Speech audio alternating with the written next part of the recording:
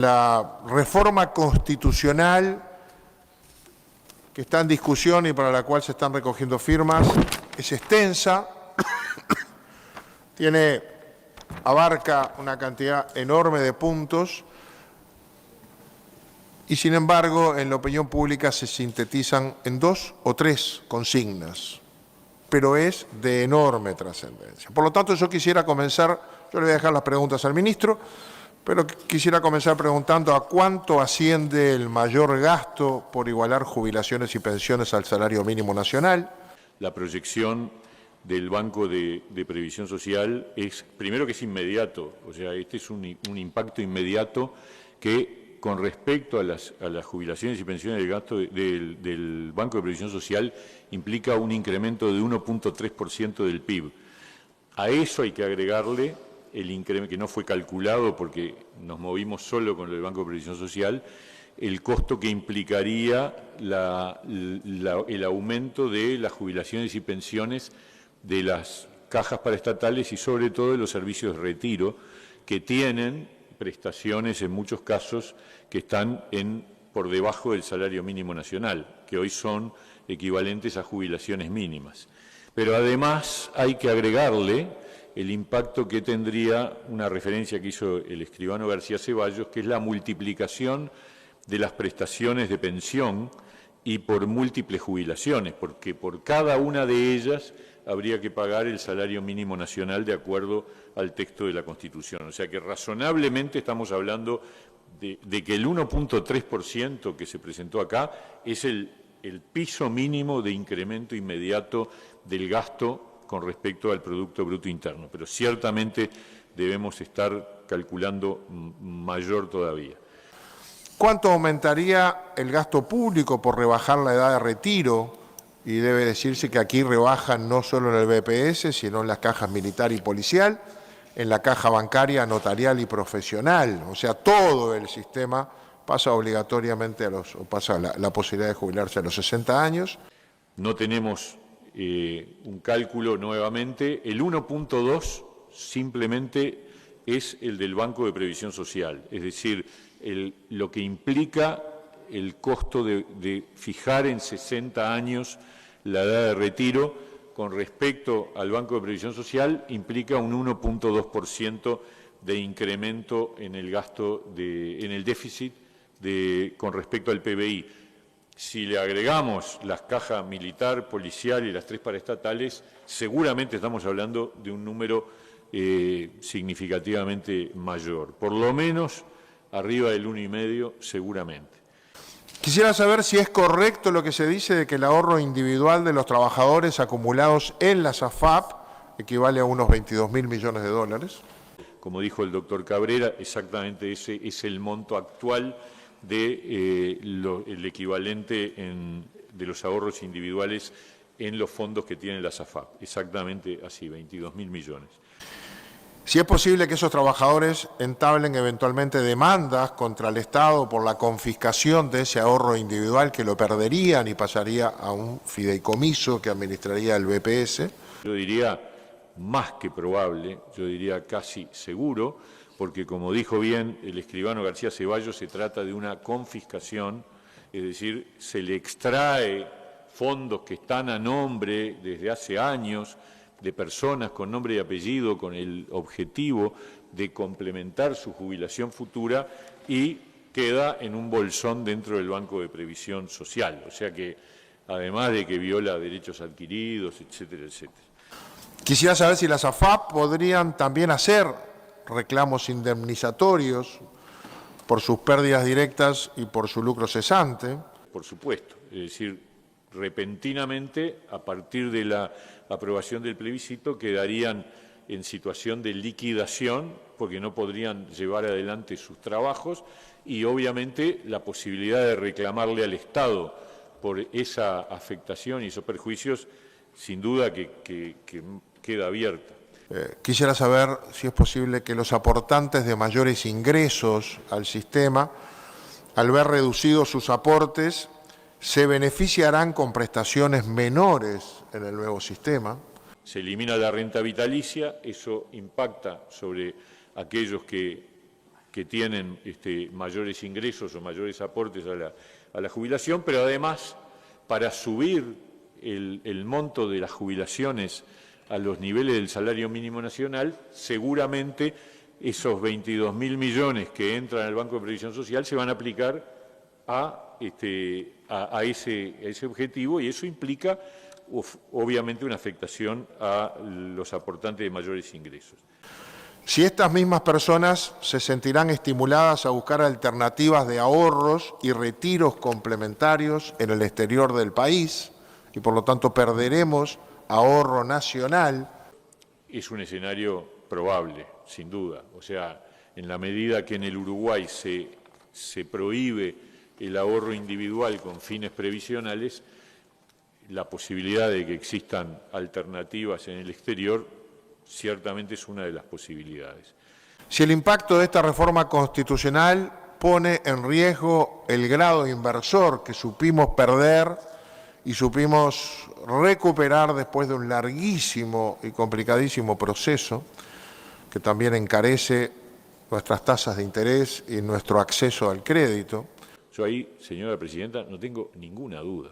El Uruguay ha construido trabajosamente, lentamente, pero firmemente, una trayectoria de previsibilidad, una trayectoria de respeto a la certeza jurídica, una imagen del país capaz de captar inversión.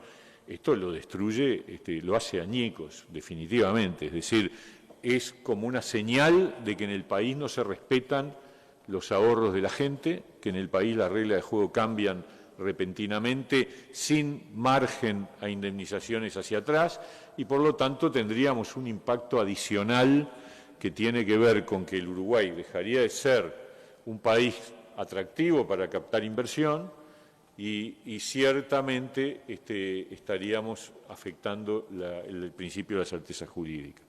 Quisiera saber cuál es el destino final de esos 22.000 millones de dólares que se confiscarían del ahorro individual y que se transfieren del mismo al Estado. Es decir, ¿qué va a pasar con eso? La gente nos pregunta, ¿quién se queda con esa plata? ¿Me lo van a pagar por el BPS?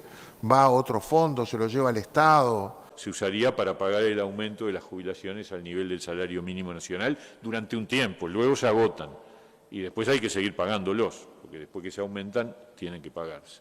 O sea que no alcanzarían, sería unos años y luego sería incremento del déficit, que fue lo que fue calculado por los técnicos del Banco de Previsión Social.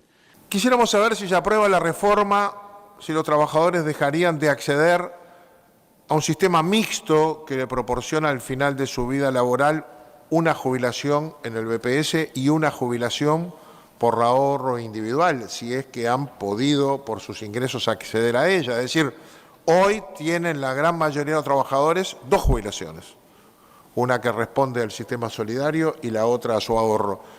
Si se aprobara esto, ¿pasarían a tener una sola jubilación? Sí, obviamente se elimina un pilar y por lo tanto habría una única jubilación. Ciertamente muy difícilmente similar en entidad a la previamente existente. Por lo tanto, habría una caída de los montos jubilatorios de esas personas que tienen dos pilares de ahorro, el ahorro por el nivel de solidaridad y la renta vitalicia. La reforma propuesta, si uno la lee con atención, no elimina las AFAP expresamente, no habla de eso. Lo que hace es eliminarlas de hecho porque prohíbe el ahorro individual. Esta prohibición, que claramente afecta a las AFAP, las que desaparecerían por esa obligación, esa prohibición alcanza fondos complementarios con fines jubilatorios de ahorro individual voluntario, que pueden ser administrados por sociedades administradoras de fondos complementarios de previsión social, que está regulado por la ley. Es decir, también esos fondos desaparecerían, o sea, también quedan prohibidos. ¿A dónde van esos recursos? Sí, lo dijo el escribano García Ceballos, también lo dijo el doctor Cabrera. Efectivamente, eso abarca todos esos fondos, son muchos, son múltiples, incluido hizo una pregunta directa el senador Gandini, lo quiero decir expresamente, lo dijo el escribano García Ceballos, el FOSER de la construcción en lo que tiene que ver con el ahorro de cuentas personales para complementar el retiro. Eso quedaría sin efecto. ¿El impacto de esta reforma pone en riesgo la viabilidad de alguna de las cajas paraestatales? Hemos escuchado decir que la reforma acordada con AEU y luego votada por el Parlamento, acordada con AEU por el Poder Ejecutivo y luego votada por el Parlamento, de hecho caería si se aprueba esta reforma. ¿Pone de alguna manera en riesgo la caja notarial, la caja profesional? El escribano García Ceballos lo dijo con claridad. Hoy, yo diría, en el caso de la notarial, su reforma del 2018 expresamente tuvo una de sus pilares para equilibrar las cuentas, es la extensión de la edad de retiro a arriba de 60 años. Por lo tanto, afectaría la viabilidad de la caja notarial en la medida que se establece la prohibición de que la persona no se retire hasta después de los 60 años. O sea, tendría la posibilidad de retiro a los 60. Y la caja bancaria, lo que se votó el año pasado, uno de los pilares claves, y eso lo sabe bien el sindicato bancario y lo sabe bien la Asociación de Bancos, la caja bancaria con la posibilidad de retiro a los 60 años en la Constitución se volvería lisa y llanamente inviable, sin contar con la caja profesional, que todavía no ha sido objeto de reforma, que está en una situación compleja y que uno de los componentes claves es poder extender la edad de retiro también para la caja de profesionales. O sea, las tres cajas paraestatales con esta reforma corren riesgo de inviabilidad, yo diría más que riesgo, una alta certeza de inviabilidad. De aprobarse la reforma, el Estado queda obligado a cubrir el desfinanciamiento de las cajas bancarias, notarial y de profesionales universitarios mediante asistencia financiera. Es decir, hoy pueden tener sus problemas, pero son cajas paraestatales que no obligan al Estado, como está obligado a financiar al BPS, en todo caso y siempre, quedaría obligado a partir de ahora a financiar cajas de hecho privadas como la bancaria, la profesional y la notarial.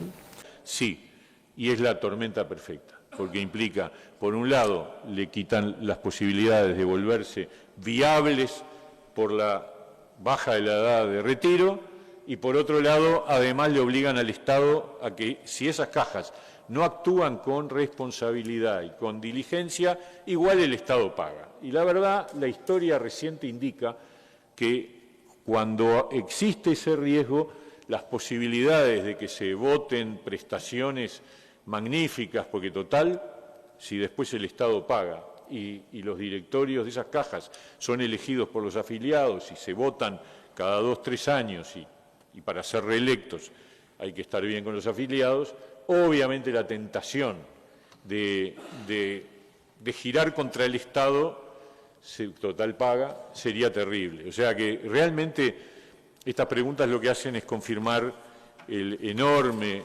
impacto y perjuicio que va a significar para el Uruguay esta iniciativa plebiscitaria, señor presidente.